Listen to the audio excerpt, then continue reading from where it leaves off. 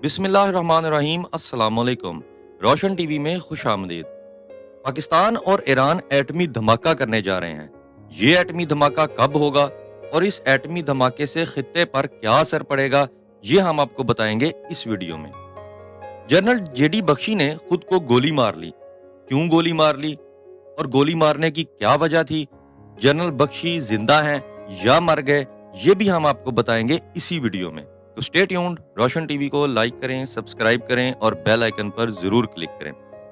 तो 6 और 7 मई को जब इंडिया ने पाकिस्तान पर हमला किया तो उस वक्त ईरानी वजीर खारजा पाकिस्तान में मौजूद थे। इसके बाद वो इंडिया चले गए और इंडिया जाने के बाद वो इंडिया के फॉरेन मिनिस्टर से मिले और कशीदगी कम करने पर जोर दिया। ठीक उसी वक्त मेजर गौरव आर्या ने टीवी पर बैठकर ईरान के वजीर खारजा की बेइज्जती की और गाली दी। गौरव आर्या ने कहा कि ये पाकिस्तान का नुमाइंदा है और इसे इंडिया से बाहर निकालो। इस वाक़े के बाद ईरानी एम्बेसी ने इंडियन एम्बेसी को खत लिखा और शदीद एहतजाज किया। अवाम सड़कों पर निकल आए और ईरान और इंडिया के ताल्लुकात खराब होना शुरू हो गए।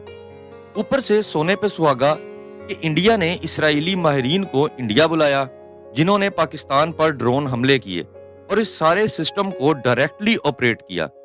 इसराइल जो कि ईरान का अजली दुश्मन है, उसकी पाकिस्तान इंडिया जंग में शिरकत से ईरान और ट्रिगर हो गया।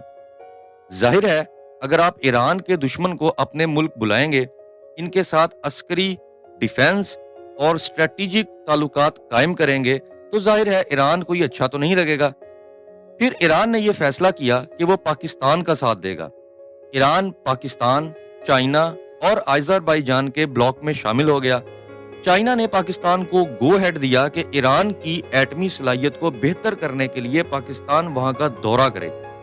पाकिस्तान और चाइना डिक्लेयर्ड एटमी ताकतें हैं। ईरान भी एटमी ताकत है, लेकिन उन्होंने अभी तक इस बात का ऐलान नहीं किया।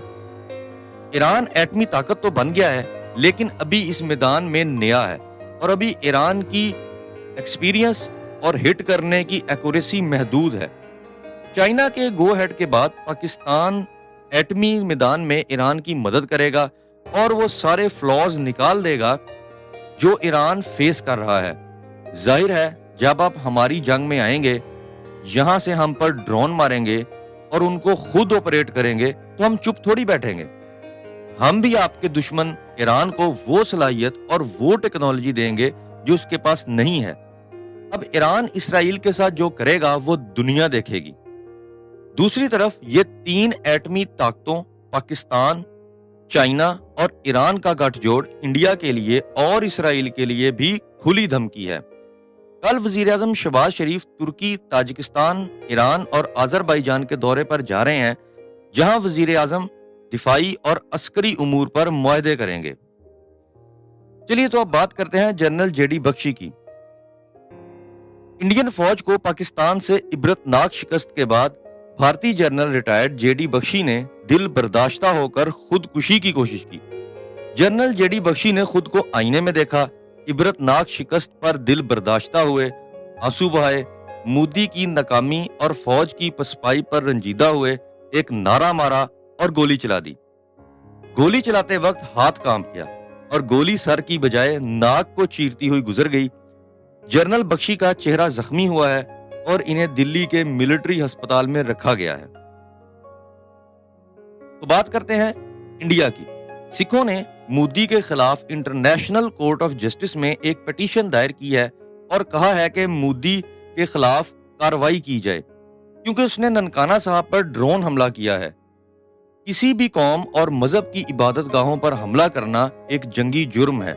इस वाक़े के बाद भारतीय पंजाब में Babbar Khalsa international, Khalistan commando force, Bhindara tiger force, Khalistan front और खालिस्तान इंटरनेशनल आर्मी और बाकी तंजीमें एक्टिव हो गई हैं और खालिस्तान की आज़ादी की डिमांड कर रही हैं। इसके अलावा मजीद आंध्र प्रदेश, मध्य प्रदेश और केरला में भी आदिवासियों की मुसल्लह तहरीक ने सर उठा लिया है।